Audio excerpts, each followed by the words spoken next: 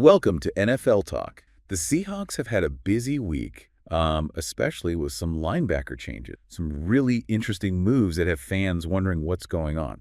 What do you think about all this? Well, I think the Seahawks are making it clear they're really going for speed and making plays on defense, even if it means they might have to sacrifice some consistency and tackling. That's a bold strategy, especially when you consider that they waived their leading tackler, Tyrel Dodson. Yeah, that one raised some eyebrows for sure.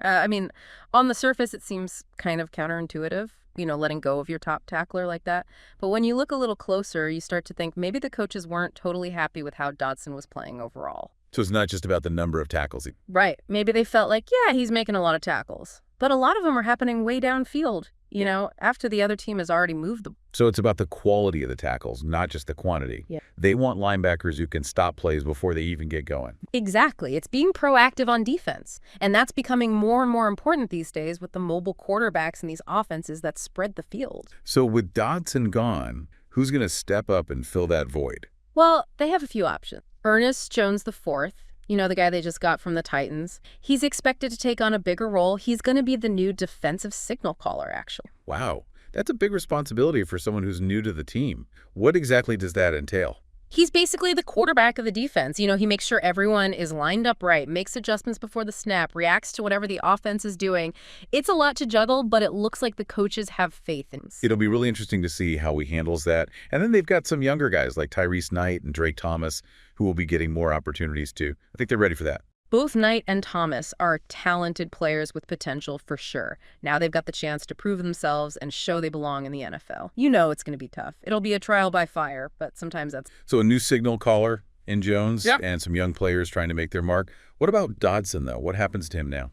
So he's subject to waivers. Any team in the league can claim him now. If they do, they take on his contract. If no one claims him, he becomes a free agent and can sign with anyone. So he could end up playing for a contender somewhere or even come back to Seattle later in the season. It's possible, yeah. But for now, the Seahawks are moving on. They've made some other changes too. They signed Josh Joby, the cornerback, from their practice squad, probably to fill Dodson's spot on the roster. And they've had some injuries to deal with as well. Kayvon Wallace is going on injured reserve. Yeah, it's a tough one. Wallace was a key part of their second. But they did claim Brandon Peasley off waivers. Nose tackle. Should help bolster that defensive line. So they're always evaluating and looking for ways to improve, it seems. Oh, yeah, for sure. They're not afraid to make hard decisions and shake things up to get better.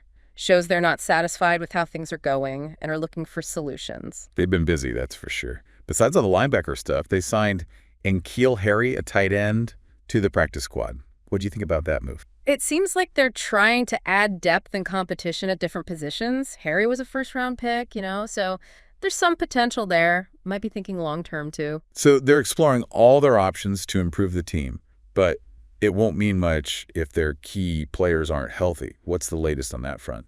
Actually, some good news there. DK Metcalf, who's been out with an MCL sprain, he's expected back soon. Could even be back for that 49ers game. That'd be huge. Metcalf changes the game. Having him back opens up so many possibilities on offense. And there's a chance Abraham Lucas could be back too. Right tackle. He's been on the PUP list all season after that knee surgery. Having him back would be a big boost for the offensive line. So two key players possibly returning from injury just in time for a big divisional game against the 49ers. This could be a turning point for Seattle. It really could.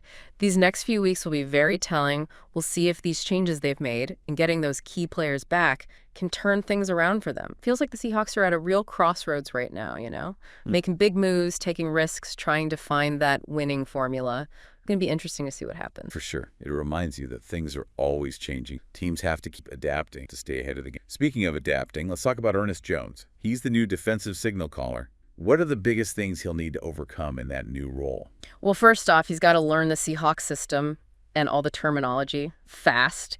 He came from a different system over in Tennessee, so there's going to be a learning curve. Plus, he needs to build that chemistry with his teammates, learn how to communicate on the field. It's like having to learn a whole new language and then speak it fluently while also trying to figure out what the other team is saying in their language. Exactly. And then on top of that, he's got to be making adjustments before each snap based on what the other team's offense is showing him.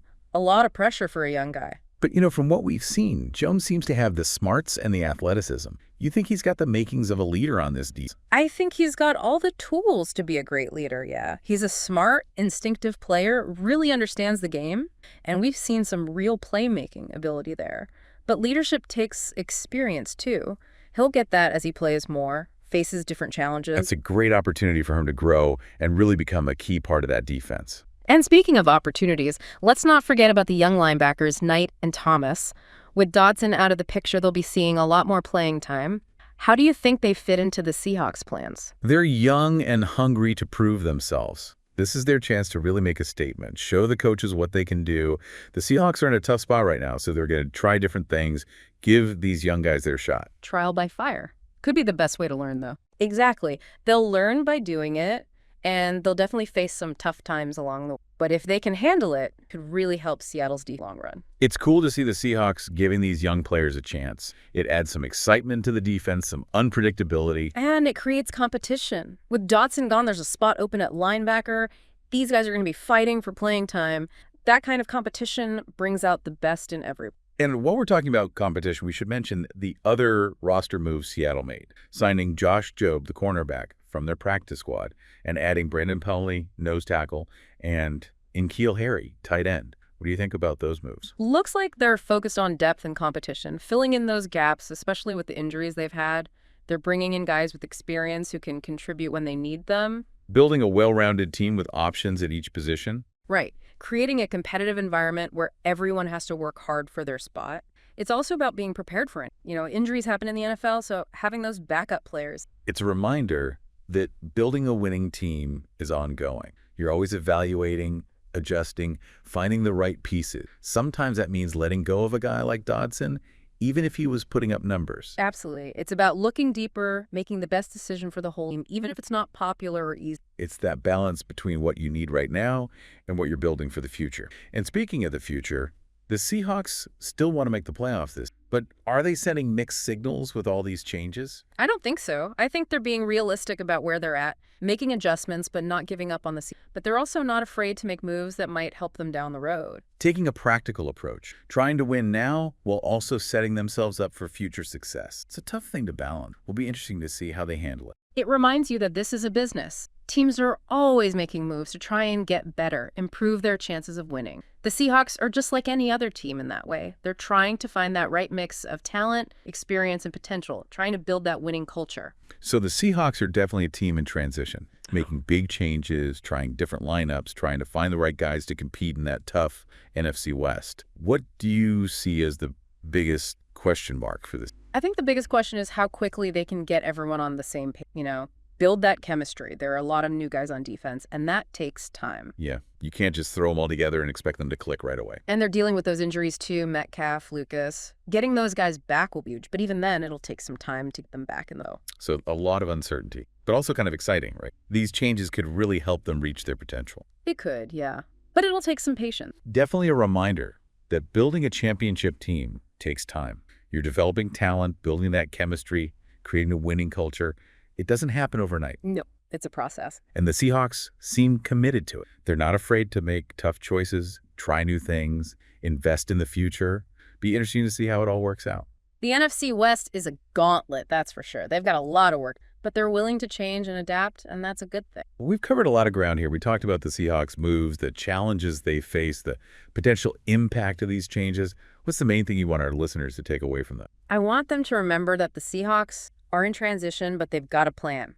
They're making smart moves to get better, develop their young players, build for the future. It's like you said, the NFL is all about change. The teams that embrace it, use it to their advantage. Those are the teams that succeed. Exactly. And the Seahawks are a perfect example. They're not settling. They want to get better and reach that full potential. It's going to be fun to watch. Oh, yeah. Keep an eye on the Seahawks. Can't wait to see what they do. Well, thanks for joining us for this deep dive into the Seahawks.